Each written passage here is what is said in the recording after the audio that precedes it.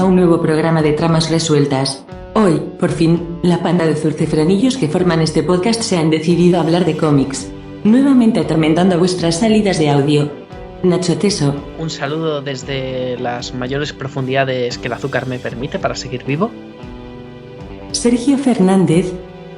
Hola, muy buenas. Señor Dite Pardo. Hola a todos.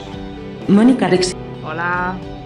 Bueno, hoy nos ponemos en plan conspiranoico, porque vamos a hablar de El Departamento de la Verdad. Una obra que hemos elegido para tramas de resultados de este programa y que no puede estar más de actualidad.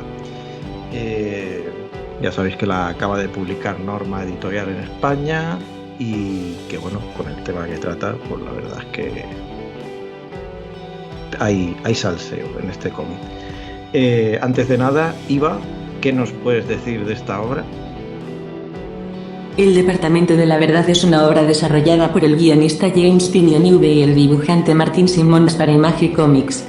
Su historia nos narra la existencia de una organización que da nombre al título al cómic y que se encarga de desbaratar todo tipo de conspiraciones. Un cómic de intriga y misterio para darle al coco, así que no esperéis que los trameros la hayan entendido. Hombre, pues yo creo que sí que lo he entendido. Es decir, pues tampoco es para tanto, ¿no? Gracias. Sentía que iba a llegar aquí el único que no había flipado a lo mejor con el cómic y... Ay, que a gusto, que bien se ha sentido oírte decir eso. Quizá por la realidad que vivimos hoy en día, pues no te parece para tanto, ¿no? Pues es uno de los aspectos fundamentales sobre cómo valorar el cómic. Quiero diferenciar dos cosas. No me parece un mal TVO, ni mucho menos. No es que lo coloque en un TVO que diga, ¡buah, qué mal hecho! Tal. No, el TVO está muy bien hecho. Pero aguantamos tanto idiota de habitual ya hoy en día. ¡Qué ostras! Sí, pero, coño, lo interesante que tiene es la reflexión sobre ello. ¿Ah, sí? O sea, en el formato que nos presenta la historia, es cierto que no es original. Es la típica historia de hombres de negro con un departamento secreto, una persona, en este caso, que accede a una realidad que no conocía, que no creía que fuera posible, rollo Matrix, y a partir de ahí, pues lo que descubre y cómo va modificando eso su manera de ver el mundo. En ese sentido, es, no tiene nada de original en ese sentido. Pero claro, la reflexión que hace sobre todo lo que tiene que ver sobre la actualidad, que yo creo que el cómic no estoy seguro, creo que leí que Tynion no lo había ideado durante el confinamiento, sino un tiempo antes. Lo que pasa es que, claro, después lo ha ido modificando a raíz de todo esto. Y a mí sí que me ha gustado mucho, porque, claro, mezcla el tema de las conspiraciones, le da un aire filosófico, esa reflexión que introduce, el dibujo, el apartado gráfico me parece muy interesante, pero todo eso ya hablaremos más adelante. Yo, para situarme, y sí que estoy muy a favor de la obra y sí que me parece superior a la media. Por enfrentar una postura contraria y en base a las notas que me hago yo mismo cuando leo las cosas. O sea, de base no me va el rollito Expediente X. Me dan pereza las teorías de la conspiración. Hay suficientes negacionistas y suficientes cosas al respecto en el mundo real hasta tal punto que el mero hecho de leer en ficción sobre ello o me lo presentas de un modo muy concreto o el mero hecho de que me estás hablando sobre esta realidad en el mundo, me estás hablando en muchos momentos del TVO, por mucho hay momentos de crítica lúcida, hay momentos de críticas muy, muy acertadas y muy bien tiradas, pero le añade muy poquito respecto a la realidad para mi gusto, como para pensar que se está distanciando lo suficiente, como para pensar que me está aportando algo respecto a lo que ya veo en el día a día. Es un cómic que para mí vive mucho por su diseño. Está muy bien diseñado, el apartado gráfico es muy, muy particular, con unas ideas muy claras de lo que pretenden. Y eso va desde la portada hasta la contraportada. El paquete de diseño está muy bien pensado. Me parece el punto fuerte del TVO. Pero es que no es para mí. Y quiero remarcar muy bien esto que acabo de decir. Este TVO no es para mí. No significa que piense que es un mal TVO, pero no es para mí. Y una vez dicho eso, sí diré que me parece muy posvale. Lo leo, veo cómo plantea ciertas cuestiones y me quedo un poquito igual. Y aspectos que me podrían gustar un poco más, no los veo lo suficientemente desarrollados. Y no quiero decir todavía mucho más por no entrar en spoilers respecto a aspectos que yo desconocía de antes, porque también es cierto que sabía muy poquito respecto al TVO, pero bueno, lo desconocía de antes, entonces prefiero todavía no decirlo por si alguna persona nos está escuchando al inicio o antes de lanzarse a leerlo, pues prefiero callarme en esos otros aspectos. Sergio, muérdele. Pues sí, una vez más, Nacho y yo formamos el Yin y el Yang, porque yo he visto los 218 capítulos de Expediente X por lo menos 2 veces. Yo por también. Lo menos 2 veces. ¡Sí! Con lo cual, pues... No, yo eso sí que es algo que comparto con Nacho. Me aburría soberanamente Expediente X. Callaros, dejar hablar a Sergio, que tiene la voz de la razón. Con lo cual ya de por sí que es un tema que me llama la atención, ¿no? Pero creo que Rascando es un cómic que tiene bastante más y voy un poco en relación a lo que decías tú, Jordi. O sea, para empezar la premisa, aunque luego ya vamos a hablar más en profundidad, el protagonista, ¿no?, es un agente del FBI que investiga las redes de los nacionalistas blancos de extrema derecha, ¿de acuerdo? Con lo cual, es un cómic tremendamente actual, ¿no? Y la sombra de Trump está ahí, ¿no? Es muy alargada. Entonces, digamos que hasta relativamente hace poco, ¿no?, todos estos expedientes X que podíamos ver en la serie o etcétera, pues eran como una especie de leyendas urbanas, ¿no?, que se pasaban de boca a oreja y ahí morían. Había algunas que tenían como más repercusión, pero no iba a mayores, por así decir.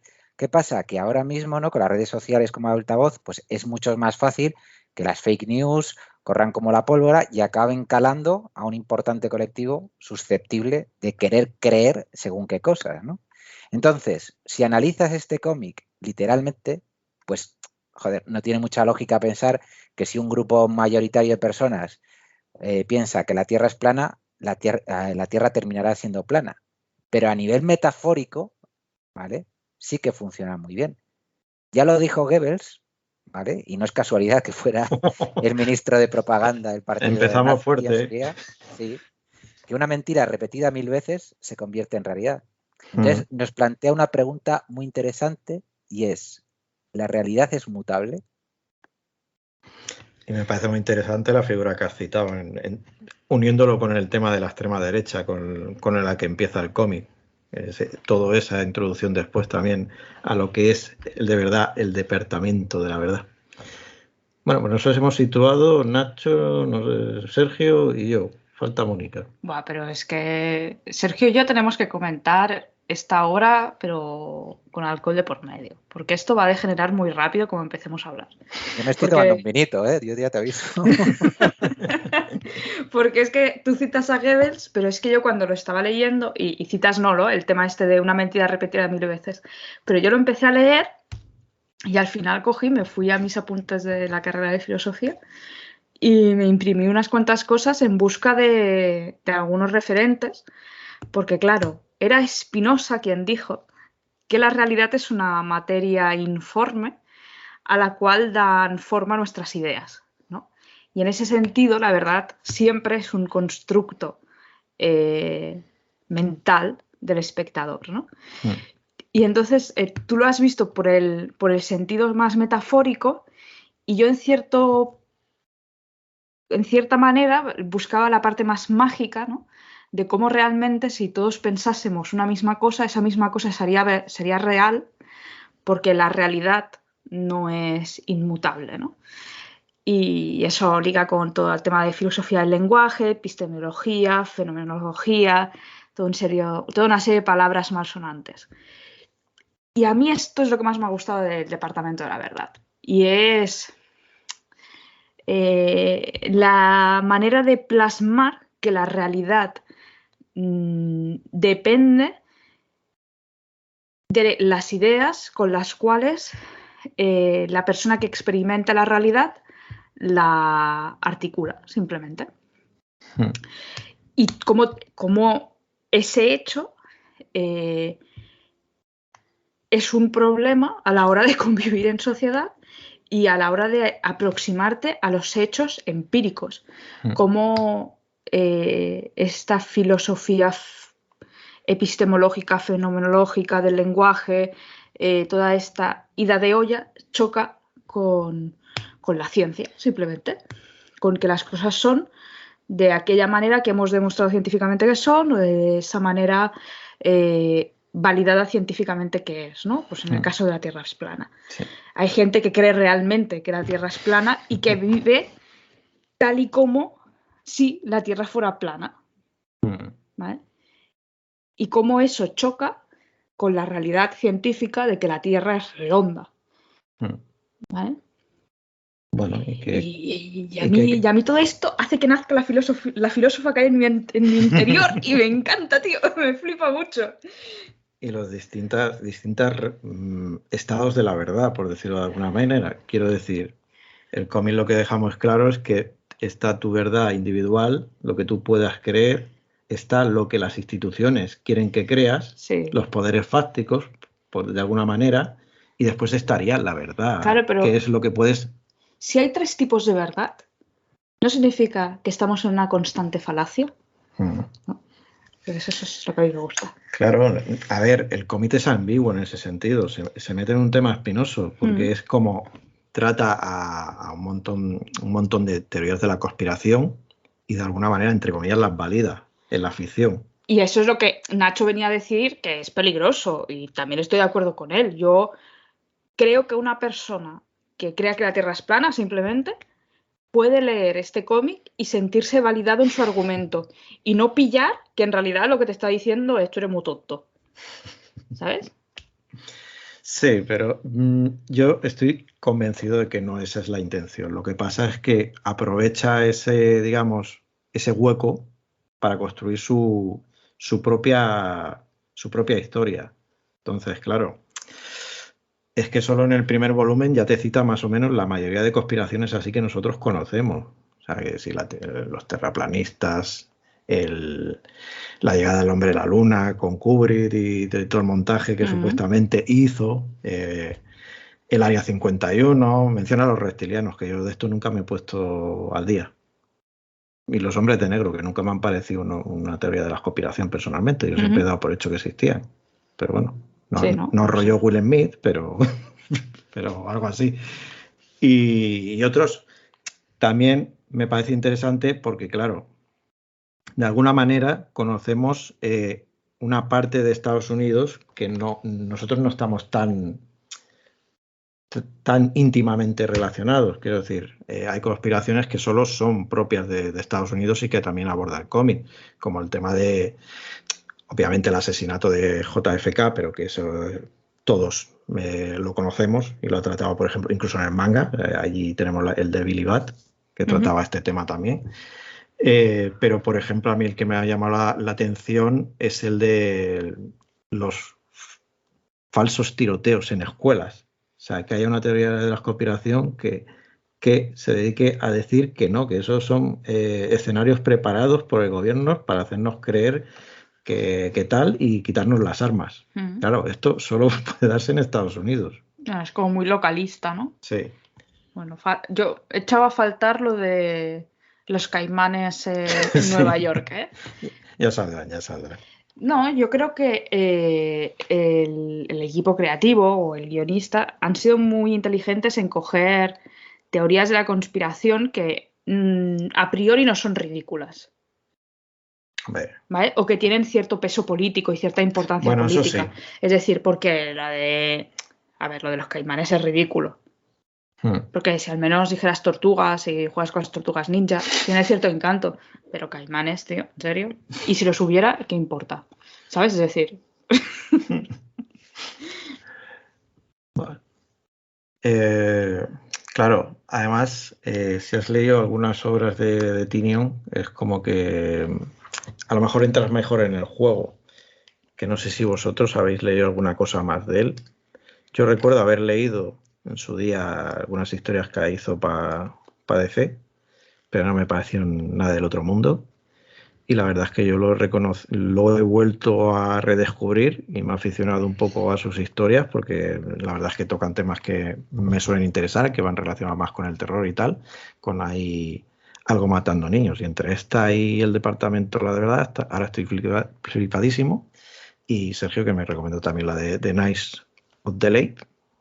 Y que no la he leído por eso, por lo que le comenté a Sergio, porque CC la está editando aquí en Grapa, que ya sé que es como parte del juego en concreto de esta serie, pero ese es mi bagaje con el autor en este caso.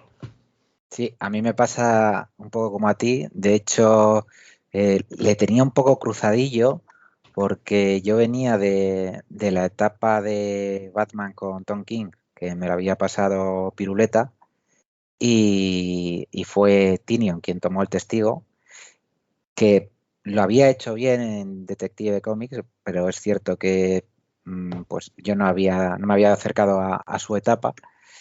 Y claro, el bajón pues fue muy grande, ¿no? Entonces yo creo que al tercer número ya me bajé. Pero bueno, como suele pasar con otros muchos autores, ¿no? Hola y Sonaron, por ejemplo, pues cuando están en una serie de Super es muy diferente a cuando luego ya se pone con una historia propia. Y antes bromeábamos fuera de micro que parece como que esté construyendo su propio Tynion verso, ¿no? Porque sí que es cierto que tanto el Departamento de la Verdad como The Nice House on the Lake y Hay algo matando niños, pues podemos encontrar elementos comunes, ¿no? Podemos hablar de que, bueno, o que no lo parezca, yo creo que el Departamento de la Verdad sí tiene elementos de terror, ¿no? Igual que Sí. igual que la tienen las otras dos. Y realmente, igual ahora mismo en España, bueno, obviamente el Departamento de la Verdad acaba de salir, pero la que más bombo está teniendo igual es la de Hay algo matando niños, pero yo de las tres series me quedaría con el Departamento de la Verdad y The Nice House on the Lake, que de verdad, o sea, lo hablábamos el otro día, es lo más parecido a una serie de televisión que te puedes encontrar ahora mismo en formato grapa. Una serie de televisión con 12 personajes, van a ser 12 grapas, cada grapa protagoniza uno de los personajes, cada uno tiene diferentes características y, bueno, pues forman como una especie de puzzle, ¿no? Y es como una especie de Perdidos, pero de terror. Y a mí pues me está gustando un mogollón la propuesta. Ya veremos por qué caminos tira, pero vamos. O sea, yo de momento estoy a tope con este señor. Tras el bajonazo de Batman, ahora súper bien. Sí, he leído además que estaba preparando una serie de encuentros alienígenas basados en hechos, en avistamientos reales. Ya han salido, realmente. ¿Ah, sí? O sea, porque de hecho tiene dos. O sea, son de sus proyectos en Substack y... Es verdad, era en Substack. Y entonces las está dividiendo como temporadas. Entonces, lo que varía un poco es el acercamiento, mientras que esa primera, que era Blue algo, tendría que buscarlo ahora porque no recuerdo los títulos, pero ya salió la primera temporada de ese primer cómic que se llamaba Blue algo y se basaba en los avistamientos y demás, y creo que va a sacar entre medias de las dos temporadas, va a sacar bajo esa misma premisa un acercamiento un poco distinto, un acercamiento más directo a las historias en sí. O sea que todo este rollo le mola muchísimo. Sí, está entregadísimo. Él se ha visto también todos los capítulos de Expediente X, me temo. Hombre, posiblemente. Pero bueno, Nacho, profundicemos en tus dudas sobre este cómic. Porque claro, a ti las historias así como de intriga, espionaje y tal, sí que te gustan, ¿no? Sí, o sea, yo veo el paquete, por así decirlo, el paquete de thriller, el paquete de organizaciones, y todos esos aspectos sí me llaman la atención. Al inicio, incluso cuando yo veo que el cómic en su narración se acerca o al menos a mí me da la impresión de ser como grabaciones de interrogatorios, grabaciones sucias, grabaciones de que estás viendo algo oculto que no tendría que verse, todo eso me llama la atención. Yo creo que lo que más me ha sacado son los aspectos sobrenaturales, porque no los utiliza de una forma que me atrape. Me explico. Sergio hablaba de cómo el hecho de que si varias personas, lo que utiliza el cómic es que si varias personas creen lo suficiente en una cosa, aunque esa cosa sea falsa, se convierte en verdad. Y él hablaba de ello a un nivel metafórico. Y aunque yo entiendo que eso funciona a un nivel metafórico, por cómo lo presenta el cómic, creo que no es el nivel al que me llega. Me llega a un nivel un poquito más de primer plano, un nivel más literalmente textual. El método en el que utiliza esos elementos de ficción simplemente no me convencen porque no los siento bien aprovechados. No siento que transformen el mundo y lo alejen de nuestra realidad lo suficiente como para meterme en esa ficción. Resultado, lo que más me pesa son los elementos que sí conectan con nuestro día a día. Y como he dicho al inicio, eso hace que pese el hecho de que ya estoy viendo suficientes negacionistas, suficientes movimientos ultraderecha y suficientes personas que hacen del mundo un sitio más feo como para tener ganas de leer sobre ellos también en el cómic. Claro, a mí en parte también me pasa eso, que a mí me da la sensación de que él lo que quiere hacer es que realmente ese mundo cambie, pero claro, no me lo muestras. Entonces, al final es eso, es como estar hablando con la gente que defiende eso y tú no lo ves como ellos, ¿no? Que entiendo por qué lo hace. Y que también es guay que no lo haga en otro plano. Pero, bueno, es una obra compleja como mínimo. Es decir, te puede gustar y a la vez no acabarte de gustar. Pero entiendo por qué lo hace. Sí, a ver. Es gris, pero no es gris porque no se posicione de un sitio u otro. No tiene nada que ver con eso. Precisamente la gracia es pues algo que comentaba Nacho, y es que se mueve entre dos aguas. Y claro, esas dos aguas tenemos por un lado todo esto que el MacGuffin, que esto lo descubres, bueno, te lo dicen básicamente en la sinopsis de la obra, que es que la realidad no es exactamente como hemos pensado siempre, que es una verdad como una realidad, como hemos comentado ya, que se puede amoldar según la creencia de la gente. Entonces, ¿qué pasa? Que tenemos por ahí unos poderes que se dedican a controlar ese aspecto. Un rollo que a mí me recuerda mucho al Ministerio del Tiempo. Eso se lo dije a Sergio. Tú cambias el aspecto temporal por el tema de modificar la realidad y es bastante parecido en ese sentido. Sobre todo porque además traemos personajes, bueno, al menos traemos a uno, que no vamos a mencionar quién, de un pasado no muy lejano, por lo tanto todavía es creíble que esté presente. Pero quiero decir, al final lo interesante es que ese departamento es un departamento que trabaja para Estados Unidos y que su misión es mantener la verdad respecto a lo que es Estados Unidos y lo que representa en el mundo, es decir, a mantener su poder a nivel global.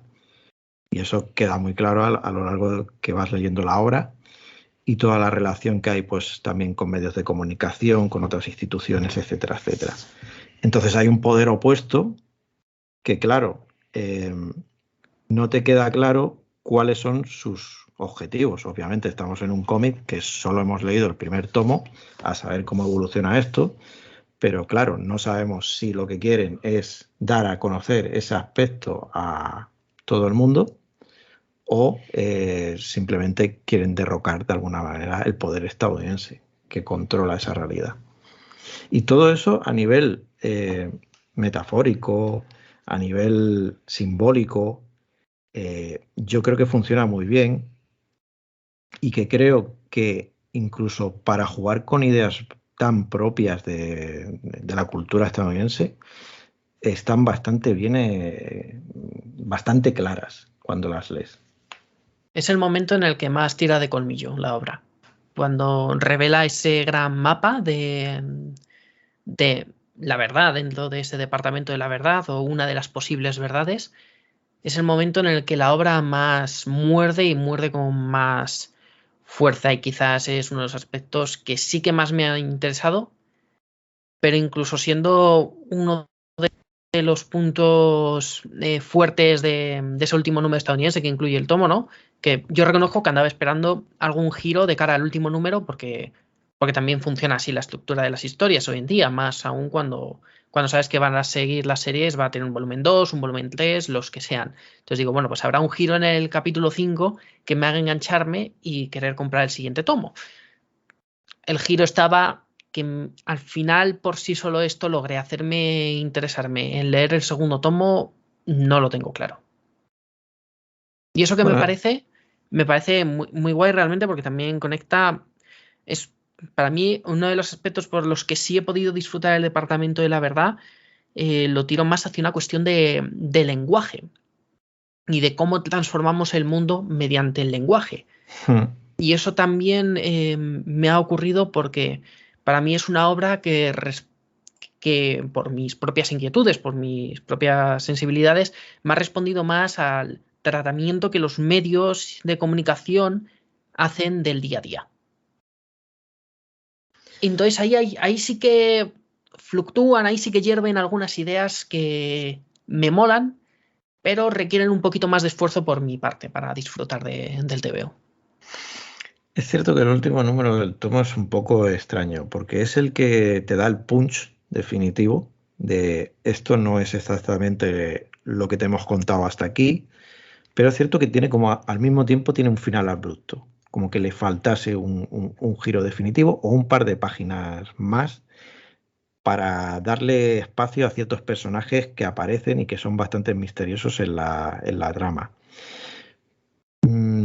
Pero desde luego conmigo yo sí que voy a picar con el segundo, porque me ha llamado mucho la atención por ese componente de política estadounidense, filosofía, el arte que ya entraremos, etcétera. Todo eso, esa combinación me ha gustado.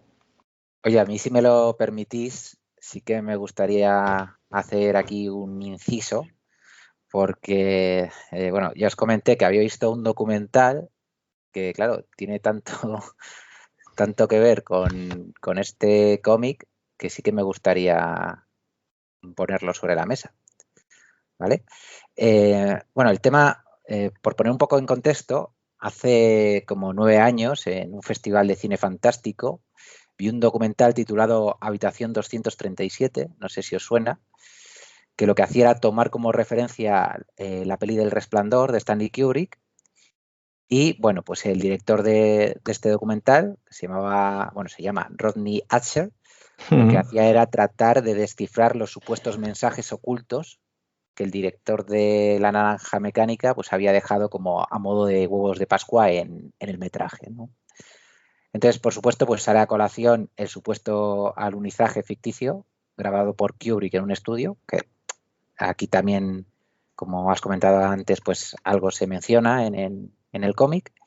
Y bueno, pues el documental al final lo que te genera es, al menos en mi caso, me generó como fascinación, llegando incluso a medio hipnotizar, pero sí que de repente pues sientes como vergüenza ajena, ¿no? Y te encuentras riendo a carcajadas en plan, o sea, qué gilipollez me estáis diciendo, porque claro, hay cosas que te pueden sugerir cierta verosimilitud, pero hay otras tantas que son absoluta tontería, ¿no? O sea, es increíble. Bueno, pues la cosa hubiera quedado en anécdota, ¿no? No estaría hablando de esto si 9 años más tarde, pues este domingo, no me hubiese encontrado en el catálogo de Movistar con el último trabajo de Asher titulado Un fallo en Matrix, ¿no?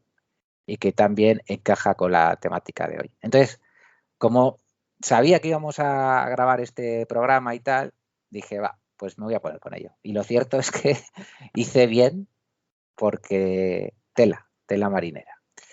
Bueno, ¿qué nos cuenta este documental? Resulta que hay varios testimonios que afirman que estamos viviendo o podríamos estar viviendo en una simulación, ¿no? Entonces, aparece gente como, bueno, grabaciones, obviamente ya está muerto, como los de Philip K. Dick, ¿no? Y para mi sorpresa, y esto va mucho con nosotros, pues un autor del noveno arte súper prestigioso y muy famoso, llamado, eso nos lo dije, Chris Ware, ¿vale? Entonces, a ver, hay ideas interesantes. Por supuesto, Mónica, yo creo que podrías verlo porque vuelven a salir a la palestra Platón y Descartes, como casi siempre con estos temas. Pero bueno, también hay afirmaciones disparatadas, ¿no? Sin embargo, sí que quería hablar de este documental porque me parece que es muy relevante ahora que vamos a seguir hablando del cómic, porque se habla sobre el efecto Mandela. En mi opinión, pues claro, tiene un fuerte peso en el Departamento de la Verdad, aunque yo creo que no se llega a mencionar, pero es algo similar a lo que nos plantean. No sé si sabéis lo que es, pero bueno, para los oyentes que sea la primera vez que lo escuchan, pues os lo explico. El efecto Mandela es el fenómeno de confabulación compartida por varias personas y recibe este nombre porque tras la muerte de Nelson Mandela en 2013, multitud de personas afirmaron que este había muerto en los años 80. ¿Qué te dicen en el documental? Claro, desbarran diciendo que esto pudiera ser porque hay dos realidades que entrarían en conflicto, ¿no? O sea, para que os hagáis una idea del percal. Pero sí que es interesante que si te pones a buscar ejemplos del efecto Mandela, dices, hostia, pues igual sí que igual sí que yo formo parte de este efecto, o este efecto ha tenido... Os voy a poner unos ejemplos que he sacado de Wikipedia, tampoco es que me haya comido demasiado la cabeza, pero para que veáis. Cuando se canonizó a Teresa de Calcuta en 2016, pues mucha gente pensaba que ya era Santa Teresa de Calcuta en los años 90, ¿no? Aunque mucha gente recuerda el hombre del logotipo del Monopoly portando un monóculo, pues resulta que este no lo lleva. En España mucha gente recuerda haber seguido en televisión el golpe de Estado del 23F, pero este solo se transmitió por radio. En la película Casablanca no se dice la frase toca la otra de Sam, ni ninguna similar, ¿vale?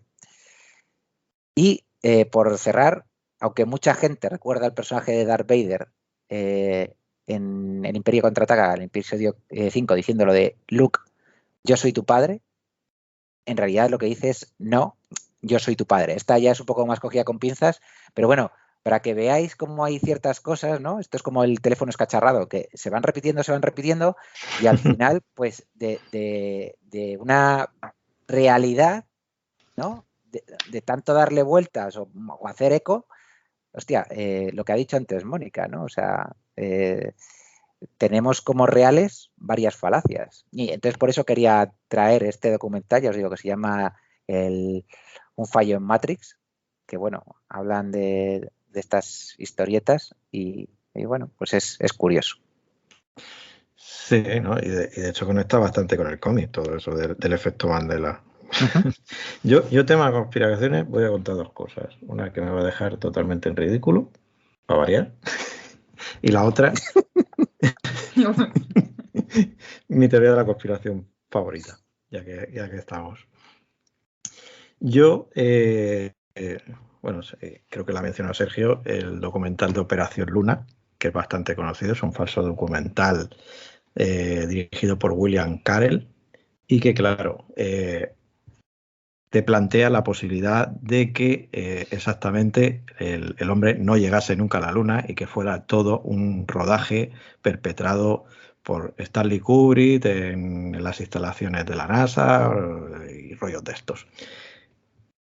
Fascinante. El documental es para verlo. Está genial. Además participan figuras de primer nivel. Claro, se meten en el juego, en el papel. Están por ahí Buzz Aldrin, están Henry Kissinger, está Donald Rumsfeld, todos haciendo un papel. Y lo hacen perfectamente. Yo, este tipo de falsos documentales, la verdad, no sé si después ayudan a este tema, pero bueno, cuando acaba el documental ves la farsa, ves cómo entrevistan otra vez a los invitados y todos se ríen y tal y tal, tal. Bueno, pues a mí este documental me lo pusieron en el primer año de carrera de historia en la universidad. Y yo, pues bueno, me lo pusieron y empecé a flipar. Y empecé a tomar notas. Y notas, y notas. Porque era como... Ya sabía yo que la uni tenía que ser diferente. Que me iban a decir las cosas de verdad, ¿sabes? Que me iban a contar no las teorías de siempre. Que aquí iba a encontrar la verdad. Total, que me tragué el documental prácticamente hasta el final y yo llegué a creer que el hombre no había llegado a la luna. ¿En serio? Pues sí. Bueno, pero eso fue como cuando... Y la gracia es que el profesor hizo lo típico de yo pongo el vídeo y me pongo detrás de descojonándose de vosotros. Y no, porque yo creo que fui el único que piqué. Entonces, estaba justo detrás mío y yo ahí tomando notas. Sí. Todo esto lo voy a buscar después. Dime que conservas esos apuntes. Actitud muy de primero de una carrera humanista, ¿eh? Pero fue una cura, porque a partir de ahí, con ese documental yo gané mucho espíritu crítico. Después de quedar...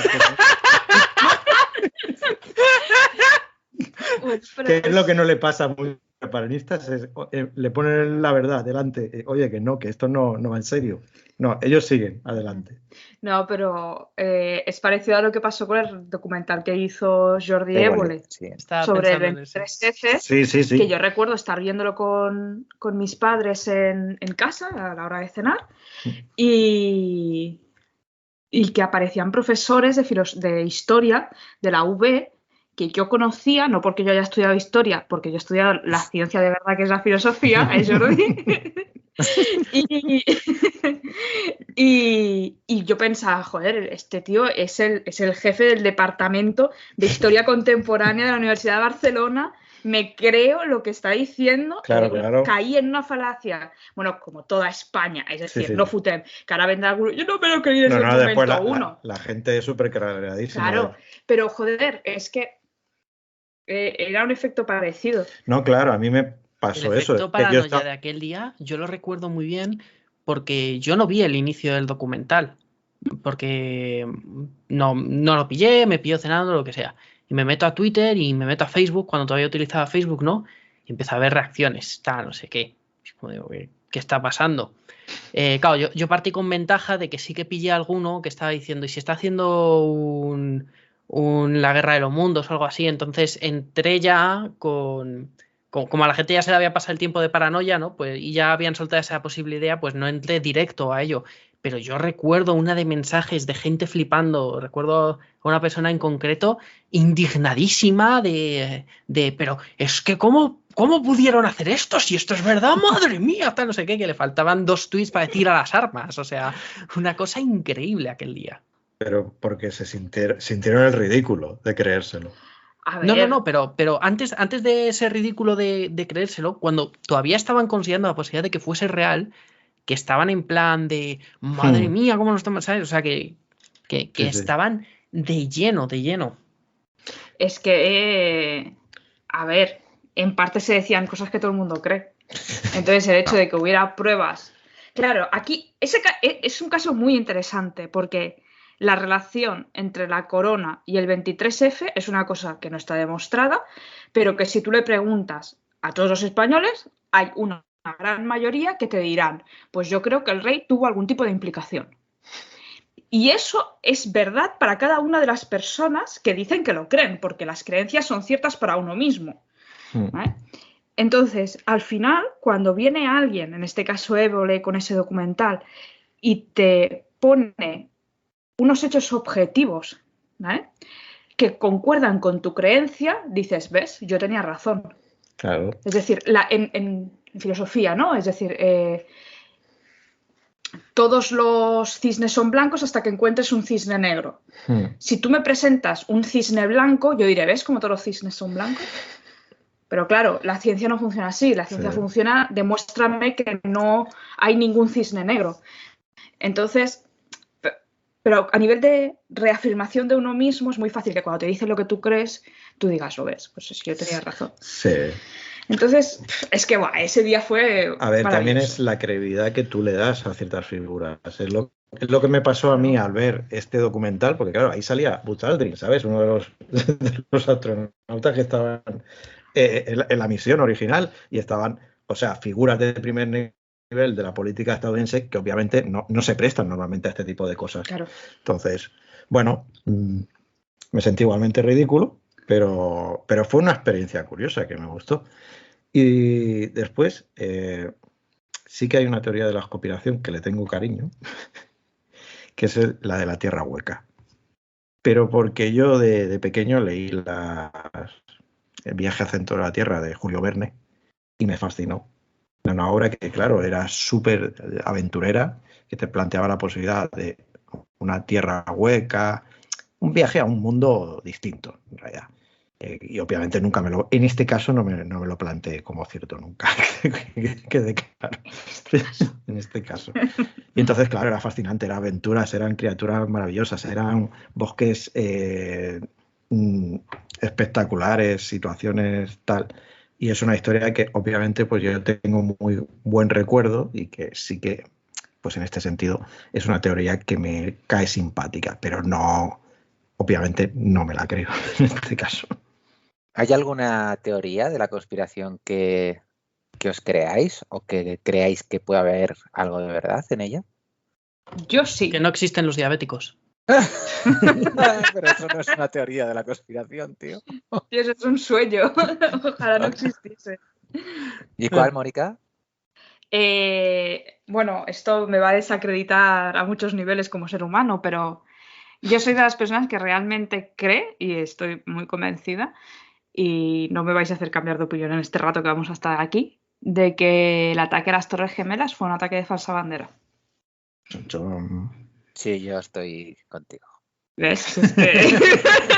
Yo estoy contigo, pero quiero decir, es que al final en el resto de teorías pues no tienen ninguna base, pero es que teniendo como base empírica, ¿cómo deciros? O sea, pues ahí tenemos la guerra de Cuba a final del siglo XIX, como entró Estados Unidos en guerra con España. Tienes Pearl Harbor y la posterior respuesta con la bomba. Entonces, claro, resulta que yo no digo que fueran directamente ellos los causantes o que fuera exactamente de falsa bandera, pero sí que tengo claro que hay una causa y efecto. Entonces, quiero decir que si tú sabías lo que iba a pasar y no actúas en consecuencia, eres igual de culpable al final, ¿no? Y sí que siempre me ha parecido la política estadounidense, que por eso han sido la primera potencia mundial, muchas veces muy maquiavélica, ¿no? Entonces, ellos siempre tienen esto de que el fin justifica los medios y que, bueno, pues para hacer una tortilla pues tienes que romper huevos, básicamente, ¿no? Entonces, sí que, a ver, yo también he visto algún documental, pero hay cosas que no te cuadran de esa historia. Obviamente, aunque no hubiera conspiración, no te van a contar toda la historia y va a haber mucho secreto de sumario y demás, pero para mí también, o sea, todo lo que tiene que ver con la política norteamericana y estos eventos que además, quiero decir, luego tuvieron barra libre. Todavía me acuerdo del gilipollas del Bush haciendo la burla de dónde están las armas de destrucción masiva en aquella, o sea, es que me parece, ¿sabes? Y el resto del mundo haciéndole la ola, ¿no? Ahora tenemos lo de Ucrania con Putin, que, ¿no? Que está todo el mundo ahí concentrado, que sí, hostia, yo no vi que el resto del mundo, ¿sabes? Cuando este tipo, presidente de esa gran nación, se puso a bombardear, ¿sabes? Irak, y porque estaban las armas de destrucción masiva que no existían, nadie dijera nada. Entonces, pues como al final todo es una cuestión de poder y es una cuestión de dinero, pues con esta gente cualquier cosa. Entonces, yo sí que creo que ahí algo sí que hay. Yo creo en la ineptitud y en los intereses. En esas cosas creo fervientemente. Y a veces la mayoría de teorías de las conspiraciones se pueden limitar a eso. Cuando hablamos en el terreno político. Quiero decir que muchas veces es lo que ha hecho Estados Unidos a lo largo de la historia es siempre cierto, que ha utilizado mucho guerra sucia, pero también ha sabido aprovechar siempre su situación. Vuelvo a mis años universitarios, porque yo el tema del 11S, claro, fue tan importante en su momento que en clases de historia contemporánea la estudiamos en el momento.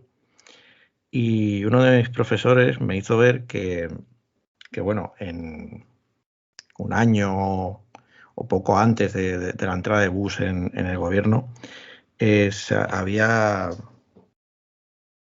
debatido en el Congreso y había un documento por ahí que exponía los problemas a los que se enfrentaba Estados Unidos de cara al siglo XXI. El problema de Estados Unidos de cara al siglo XXI es que iba a perder su hegemonía. Y principalmente por un tema de materias primas y de recursos energéticos. Y la única manera de paliar o uno de los puntos claves para paliar esa necesidad, iba a ser controlar de alguna manera la producción de petróleo en Venezuela y en Oriente Medio.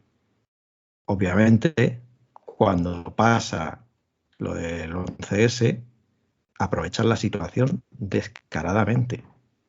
Y seguramente... Claro. ¿Solo lo aprovecharon o le dieron un empujoncito, ¿sabes? Claro, es que el móvil lo tienes. Claro. Esto es como los juicios cuando, ¿sabes? Hay un asesinato y tal. Pues el móvil lo tienes, tío. Y es un móvil que se ha repetido a lo largo de la historia. Entonces dices, joder, ¿sabes? Qué casualidad, macho. A ver, podría haber algo ahí de organizaciones secretas que en Estados Unidos siempre hay y tal. Pero el que te digo que no estaba en el ajo era el presidente. Es decir, pero si los presidentes son el último mono en la organización de un Estado. Este tío que casi se y si no, que se lo digan a M. Rajoy. Hombre, por favor, sí, claro. Pues del palo. Me recuerda, Jordi, no sé qué parte es de Scary Movie, que sale Leslie Nielsen haciendo del bus cuando le dan la noticia de que ha pasado lo de las Torres Gemelas. Y ¿os acordáis que está en una guardería? Sí. Y sale Leslie Nielsen y dice, espera, que quiero saber qué le pasa al pato al final de la historia. Es que con eso me reí muchísimo, tío. Y el otro, señor presidente, y el otro, espera, ¿qué le pasa al patito?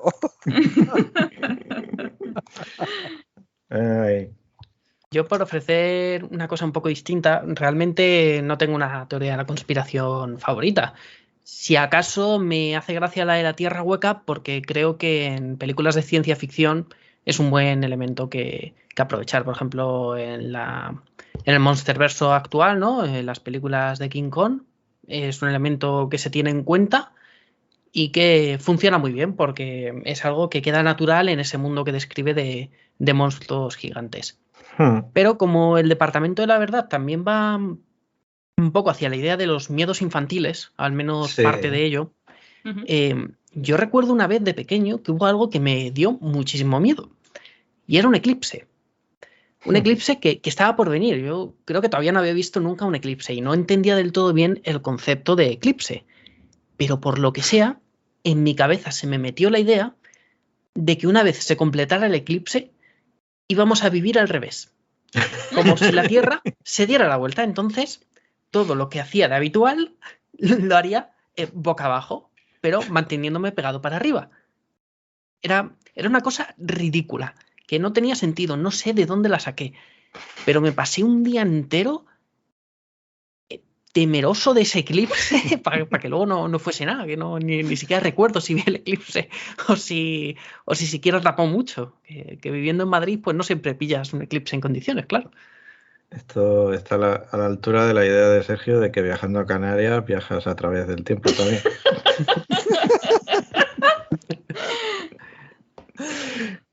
Bueno, te digo una cosa, lo de Sergio, yo creo que está un poquito más extendido, ¿vale? Y si hay algún comentarista que le pasa, que se retrate en los comentarios. Porque yo el otro día estuve hablando con una persona que había viajado de España a Ecuador, no, de España a Ecuador y luego de Ecuador a España. Y al día siguiente, cuando llegó a trabajar, me dijo, le preguntó, ¿qué? ¿Cómo ha ido el viaje? ¿Cómo estás? Y dice, muy cansado porque, claro, he viajado en el tiempo. Y pensé, mira, uno de los de Sergio. Es cierto, ¿eh? O sea, Claro. yo ya sé cuál es la realidad, pero, ostras, yo la experiencia esta que he vivido este año de pasar la Nochevieja con 7 horas de diferencia respecto a España, y claro, eran las 5 de la tarde y digo, es que ya es año nuevo, ¿sabes? Y luego cuando llegaron allí las 12 de la noche, no lo viví con la misma intensidad, era como, pues ya es. O sea, que sigo todavía ahí con mi trauma particular. Creo que nos estamos retratando un poquito. Sí. No sé si la tierra es hueca, pero mi cabeza... Por favor. Bueno, volviendo un poco al cómic, apartado gráfico. Es una cosa que he visto pues, en algún comentario en redes sociales, que pues, gente que este tipo de propuesta gráfica pues no les gusta nada y que no les parece fluida, no les parece apropiada y les saca un poco de la lectura. No sé si ha sido vuestro caso. Pues no, para nada. De hecho, a mí es un tipo de dibujo, ¿vale?, que clasificaría como aboceteado, sucio, que insinúa más que muestra. Y esto se puede hacer bien o se puede hacer mal. Y aquí se hace muy bien. Porque aparte, a mí no me ha pasado en ninguna viñeta de perderme en el orden, que cuando son propuestas así un poquito diferentes, menos figurativas, a veces te puede pasar. Y que, por ejemplo, a mí eso me pasa con Jessica Jones. Sí, Michael Gaidos me parece que era, ¿no? Exacto. Que me gusta mucho la historia, me gusta mucho el dibujo, pero me pierdo. Porque no está del todo bien hecho. Y aquí sí que está muy bien hecho. Para mí el dibujo es un 10. Pues mira que vendiste pones Space ahí donde te repite la misma cara de Jessica Jones durante... Sí, pero luego cuando juega con las viñetas chiquititas, ya. Depende cómo no sabes si tienes que seguir a la siguiente página o bajar abajo. No, a mí este tipo de propuestas me gustan mucho. Porque se salen un poco de lo habitual, aunque también pues, nos recuerda a muchos otros dibujantes, obviamente Bill Sienkiewicz y autores similares, pero tiene su propia personalidad, creo yo, en este caso. Además es un cómic de estos que casi cada página es única, pero además es una propuesta completa, que quiero decir que es también el diseño, más el dibujo, más la rotulación, etcétera. Entonces todo acaba sumando. Y lo que tú dices es totalmente fluido. Yo tenía cierto miedo, porque es cierto que este tipo de propuestas a veces son muy densas. O sea, el tema en sí es denso, pero el dibujo no ayuda a que sea más ligera.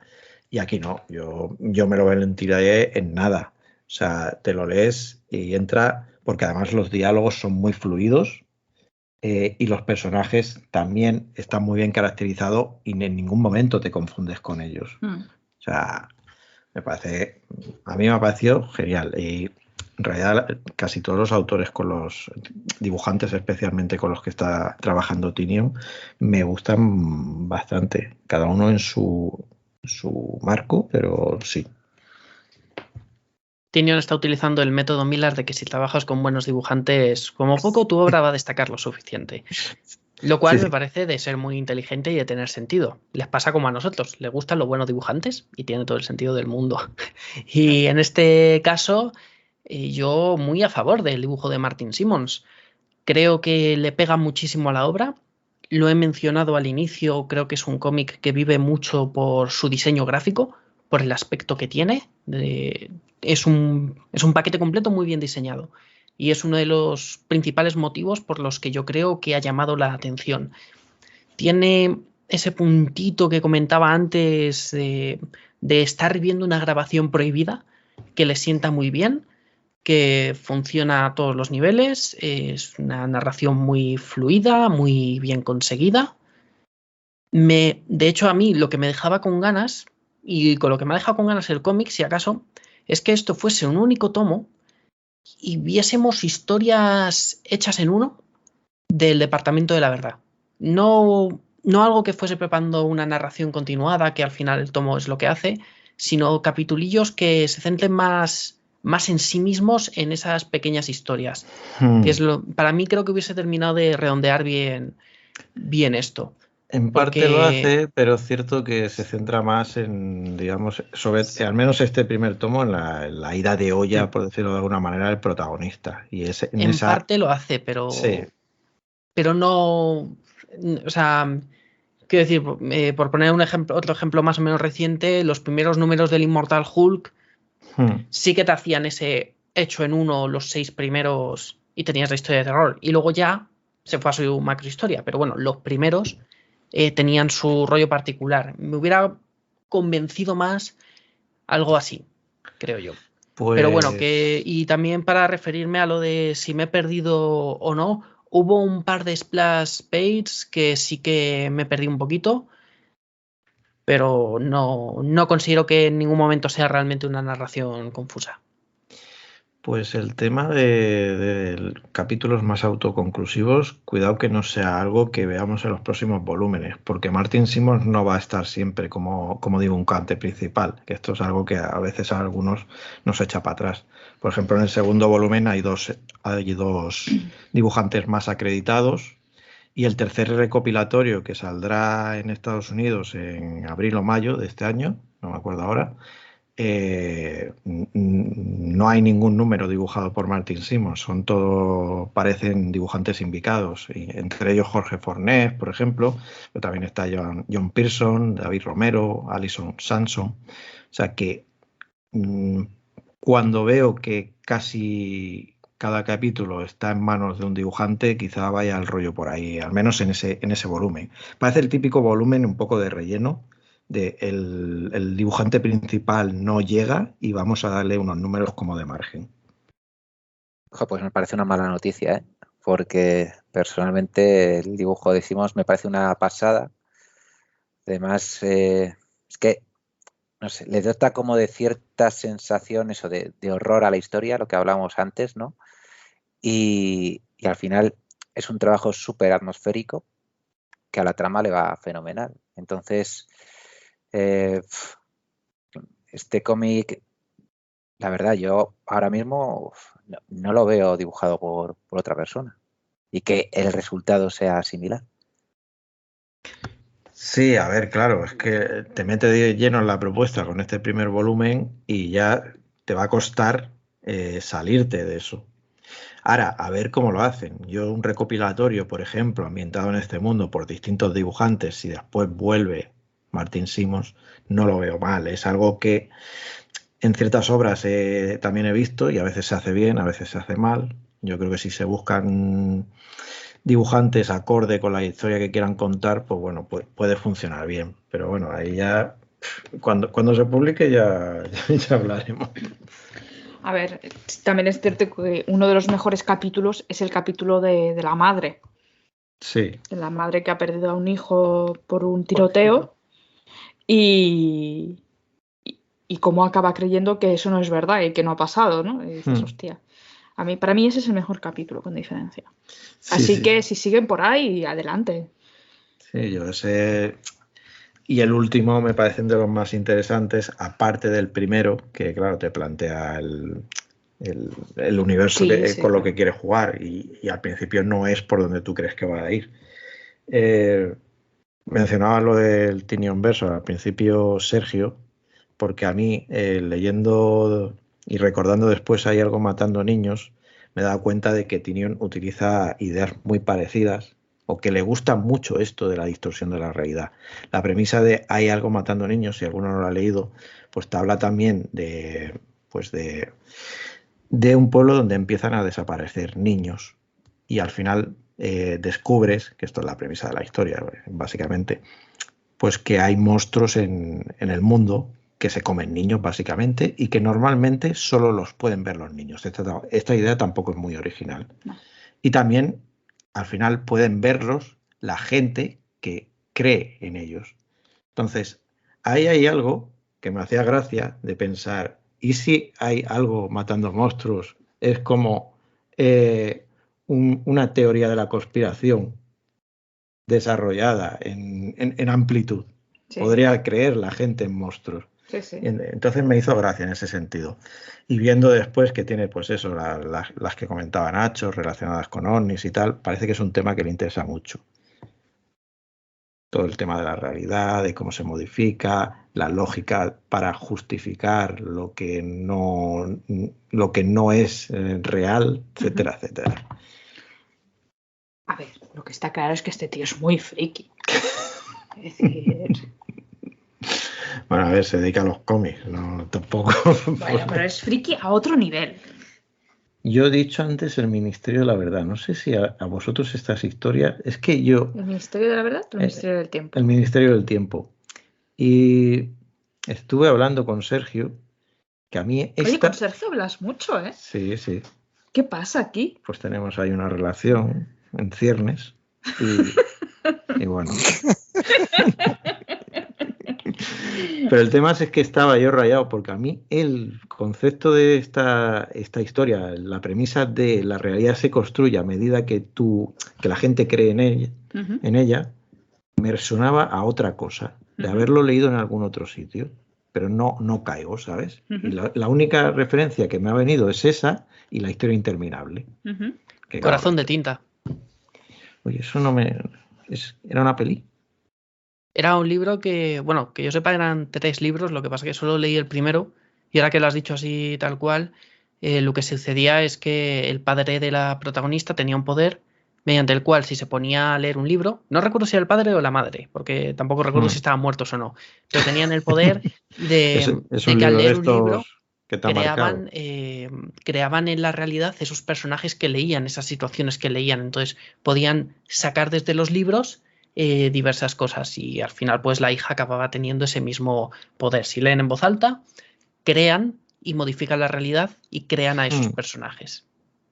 Sí, creo que va por ahí los tiros. El tema que comentabas antes de crear también a través del lenguaje, cómo modificamos el mundo a través de la palabra. Exacto. Sí. A ver, esa es una idea que la ficción, la ciencia ficción ha explotado mucho, ¿no? Tú has citado la historia interminable, que es lo mismo pero dándole la vuelta. Si no crees, desaparece. Sí. Y lo importante que es creer, ¿no? Y mantener esos sueños de infancia para que la magia siga viva. Es la otra cara de la moneda. Sí. Película que me fascinó de pequeño. Sí, pero que no hay que ver de adulto. Joder, fijad que con esto me estáis haciendo pensar también en Batman contra Superman y en el Batman de Ben Affleck, porque en cierto momento de la película dice la vida tiene el sentido que tú le das, o algo así, es la frase. Y lo dice precisamente uno de los personajes que está más obcecado por el odio y la venganza a lo largo de esa película hasta que por fin de un sopapo le hacen despertar. Entonces eso, simplemente por dejarlo anotado. Yo le he ¿Veis, comentado, queridos oyentes? No os esperabais esta referencia. No, esta no. Yo le he comentado a Jordi antes que así hablando un poco, o que no tenga mucho que ver, el hecho del poder colectivo para cambiar los acontecimientos sí que me ha retrotraído un poco a Esfera. Esfera, yo el libro no lo leí en su día, de Michael Crichton, pero bueno, sí vi la peli, que yo reconozco que es una peli que a mí en su día me gustó mucho. Pero que hoy nadie recuerda. Pero que hoy nadie recuerda, efectivamente. Y que, bueno, pues la historia era de que se encontraba en una esfera extraterrestre en el océano y entonces, pues bueno, cuando entraba algún personaje dentro, pues empezaban a suceder cosas. Y aunque al principio no saben, lo estoy contando porque ya es una peli que tiene muchos años. Aunque al principio no saben qué es lo que está ocurriendo, el tema es que reflejan en la realidad su subconsciente. Y ya cuando son conscientes de que eso es así, tienen la capacidad de generar lo que quieran. ¿Y qué es lo que deciden al final? Pues olvidarse de todo. O sea, tienes ese poder y decides hacer eso porque eres gilipollas. Porque un gran poder conlleva una gran responsabilidad. Oye, una cosa te voy a decir. Es un final bastante similar a No Way Home, ¿eh? Sí, sí. Y luego, por otra parte, antes que he dicho lo del documental este de... ¿cómo era? Joder. El de un fallo en Matrix. Pues en Matrix, otro tanto lo mismo. Al final en Matrix, en el momento que Neo es consciente de lo que es Matrix y despierta en la realidad, él es capaz de doblar la cuchara, ¿no? Él es capaz de moldear la realidad. Exacto. Y ahí me he acordado yo del referente que me faltaba, que es Dark City, que es la copia gótica a la inversa, quiero decir, porque Dark City es anterior. Es anterior. No por mucho tiempo, o sea que es uno de esos casos curiosos, pero ahí seguro que hubo un guión que fue de manos en manos y acabó en 2 películas distintas. Y en Dark City el tema de la realidad queda más claro en ese sentido, de cómo se construye, cómo la construye el protagonista, etcétera, etcétera. Era muy rara, era muy sórdida, pero está ahí también ese componente. Y obviamente en Matrix, que has mencionado, Matrix, obviamente la realidad, que en realidad el Departamento de la Verdad solo viene a seguir una narrativa que ha estado muy presente desde el estreno de Matrix y películas parecidas que juegan con universos fuera de nuestro alcance. Y ahí puedes mencionar incluso Harry Potter, por ejemplo. Al fin y al cabo es un universo mágico que está oculto al resto del mundo. Y esa idea ha estado súper presente. En Japón también sabemos, con los isekais. O sea, es un fenómeno. La gente está deseando huir de la realidad o creer que no existe. Me lo has quitado de la boca, vamos. Sí, totalmente. Es decir, en el fondo todo esto nace de un profundo descontento o frustración con lo que nos envuelve, ¿no? No sé si era precisamente aquí en el cómic que explicaban, ¿no? Que el fenómeno de creer que la Tierra es plana, por ejemplo, que es que para mí es el ejemplo más sencillo, ¿vale? Se debe simplemente a simplificar el mundo y poder comprenderlo y adaptarlo a tu capacidad de comprender el mundo. O a querer creer que hay algo que no sabe el resto del mundo y que el saberlo te hace especial. Te hace especial, sí. A ver. El querer que tu vida tenga un significado, ¿sabes? Claro, pues claro, en parte esa es la parte triste, ¿no? Que la ficción refleje ese querer cambiar las cosas, que la realidad no sea lo que vivimos y cómo al final eso en el día a día se traduce en acabar creyendo en cosas que no son creíbles simplemente por motivos variopintos, ¿no? Pero en el fondo lo que hay a mí me da penica. Sí, pero a mí el cómic me gusta por las puertas que abre y creo que tiene muchísimas posibilidades también a nivel metatextual. Esto puede ir en muchísimas direcciones y yo por eso sí que tengo ganas de leer los siguientes, a ver por dónde lo lleva su autor. Si arriesga o no arriesga, si se queda simplemente en la fábula política estadounidense o lo lleva un poquito más allá. A mí lo que me da miedo es que acabe validando teorías de la conspiración, ¿sabes? Es decir, creo que en este tomo queda claro que las retrata pero no las apoya y me gustaría que siguiera siendo así. Bueno, es que tal como parte el cómic, obviamente no las valida. O sea, quiero decir, porque para que se validen necesitas creer en ellas y entonces... Ya, pero si tú las lees creyendo, es decir, si tú lees este cómic creyendo eso, es decir, el capítulo de la madre, ¿vale? En el capítulo de la madre, si tú realmente creyeses que hay una conspiración en Estados Unidos que hace falsas noticias sobre ese tipo de tiroteos y secuestra a los niños implicados y los separa de sus familias para conseguir que se retiren las armas de circulación y que entonces solo un pequeño reducto tenga armas, que sería el Estado. Y eso en realidad es lo que les da miedo, que solo el Estado tenga armas. si tú lees ese capítulo, al final la sensación no es un poco de joder, ¿ves? Al final le hemos abierto los ojos a esta señora. Pues Yo ahí creo que sería como Barney Stinson con su visión de Karate Kid. Claro. Quiero decir, es su visión del mundo, pero creo que, por ejemplo, en ese mismo capítulo, creo que es el que se cita la teoría de que Barack Obama era de Kenia, en origen, y que, bueno, es el anticristo. Obviamente, pues es una teoría de la conspiración que esta sí que conocía en su momento y que no tiene ningún sentido. Quiero decir, al final, lo que te está retratando también es que ciertas conspiraciones van, en este caso, relacionadas con ciertas ideologías. Siempre, claro. Entonces, claro, son condicionantes, son interesadas, son... ¿Y qué gente cree en ellas? La gente que cree en ellas, que te retratas, es porque están en una situación tal, porque no tienen a lo mejor los conocimientos, porque no quieren negar esa realidad, etcétera, etcétera. O sea, y ya es meternos en un tema espinoso. Pero quiero decir, el hecho de que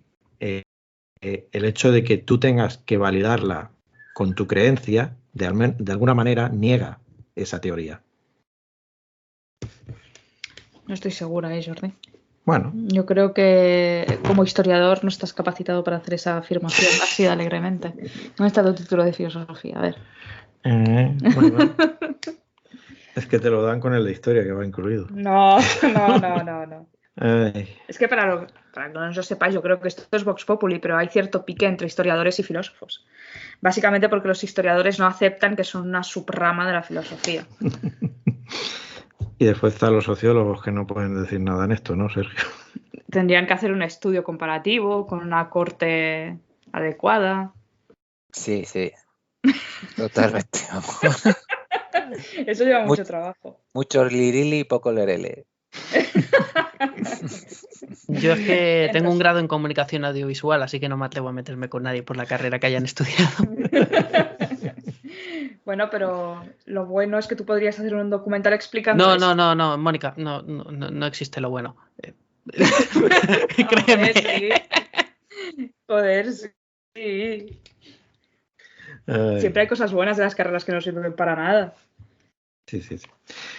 Bueno, pues que veamos desgranado un poquillo el cómic. Creo que no hemos spoileado gran cosa. Obviamente hemos hablado de la mayoría de conspiraciones que aparecen en el cómic, pero bueno, que son de dominio público, o sea que en ese sentido. Y supongo que en los próximos, pues estará por ahí el 11S y esas cosillas. Y Mónica se picará un poquillo más. El tema del 11S os he dejado ahí en el chat. Y bueno, para los oyentes también, por si quieren investigar. A mí un documental que en su día sí que me gustó bastante, que se llama Loose Change. Y pues si os interesa, echadle un ojo. Mónica, apunta. Venga, lo dejaré también en la descripción del vídeo. Bueno, del audio. Muy bien, pues nada, nos despedimos. Yo me despido lanzando una teoría de la conspiración sobre tramas resueltas, ¿vale? Y mi teoría de la conspiración dice que en este audio se ha demostrado que Sergio y Jordi están liados. Yo tengo otra teoría de la conspiración de tramas resueltas. Venga. Estoy seguro de que todas las personas que nos están escuchando tienen que aprender la siguiente realidad. Ya podéis escuchar nuestro podcast no solo en iVoox, sino en Spotify, en Google Podcast, en Apple Podcast y en todos los sitios a los que llegan los podcasts, porque hemos podido tocar aquí, allá y ya en todos lados nos podéis escuchar. No estáis limitados solo a iVoox, podéis escucharnos donde queráis. Toma ya. ¡Buah! Putos amos.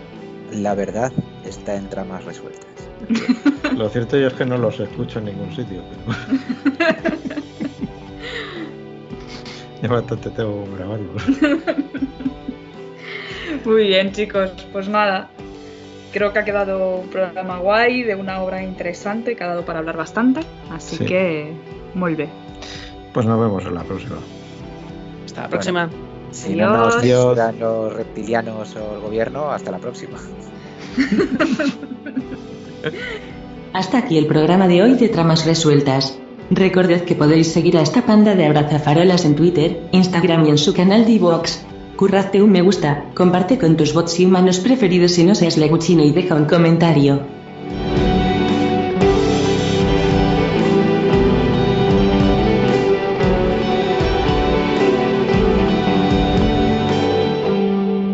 Molt bé. Ya me dio hablar catalán. ¡Ay, qué bonito! Pues Como le pilla Uyuso.